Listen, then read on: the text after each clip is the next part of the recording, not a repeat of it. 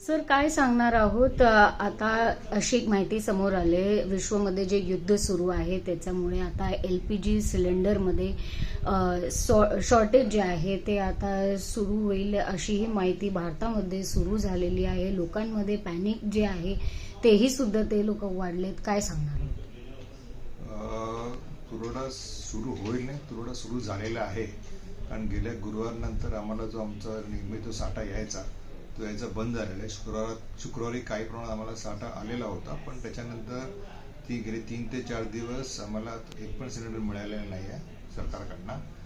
या विषयात असं झालेलं आहे की सिलेंडर नसल्यामुळे 20% आजच्या दिवसाला मुंबईचे हॉटेल बंद झालेले आहेत.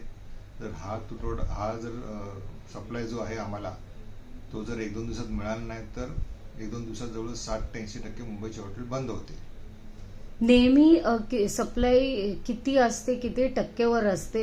दर दिवस किंवा दर महिन्यात जे स्टॉक वगैरे असते ते किती असते नेहमी म्हणजे कसं आहे, प्रत्येक व्यवसायावरती डिपेंड करते काय ते लोक विक्री करतात ते.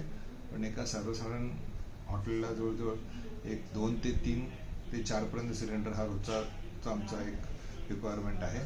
त्यामुळे प्रत्येक दुसऱ्या दिवशी आम्हाला सिलेंडरचा साठा येतो आणि गेले 4 दिवस न असल्यामुळे आमचा साठा जो होता नॉर्मली तो आता संपत आलेला आहे आमच्याकडे. काय वाटते आता लोकांमध्ये, लोक जे आहेत ते पॅनिक झालेले आहेत आणि काही लोकांना असंही वाटते आता ह्याच्यामध्ये भाव जे आहे तेही सुद्धा वाढले जाऊ शकतो.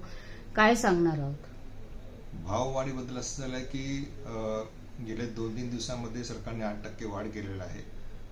सिलेंडर आता 1840 रुपये सिलेंडर आहे हा सरकारकडनं जो आम्हाला येतो तो आहे. पण परिस्थिती अशी घडलेली आहे की कालच्या दिवसामध्ये हा जो 1840 सिलेंडर आहे तो 3000 रुपयामध्ये लोक ब्लॅकमध्ये आपल्याकडे विकत घेत आहेत आपला व्यवसाय चालू ठेवायला. आणि एक अर्ध्या तासापूर्वी आम्हाला अशी न्यूज मिळालेली आहे की अंधेरीमध्ये आज तोच सिलेंडर 1840 वाला लोकांनी 6000 रुपये देऊन घेतलेला आहे. आणि हे 6000 रुपये घेऊन किती दिवस लोक धंदा करू शकेल ही मोठी शक्यता आहे.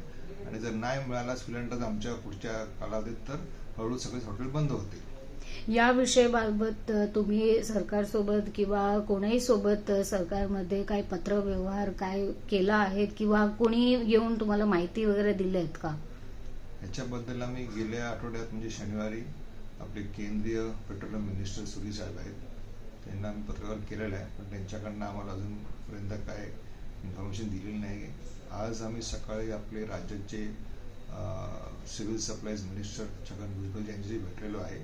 त्यांना आमचं निवेदन दिलेलं आहे. त्यांनी आमच्या अध्यक्षांशी विस्तर चर्चा केली आहे, आमचे समस्या समजून घेतलेल्या आहेत आणि त्यांनी आम्हाला आश्वासन दिलेलं आहे की आज दुपारी ते आपले राज्याचे मुख्यमंत्री आहेत फडणवीस साहेब यांच्याशी बोलून काहीतरी सकारात्मक रिझल्ट आम्हाला द्यायची त्यांनी आश्वासन दिलेलं आहे.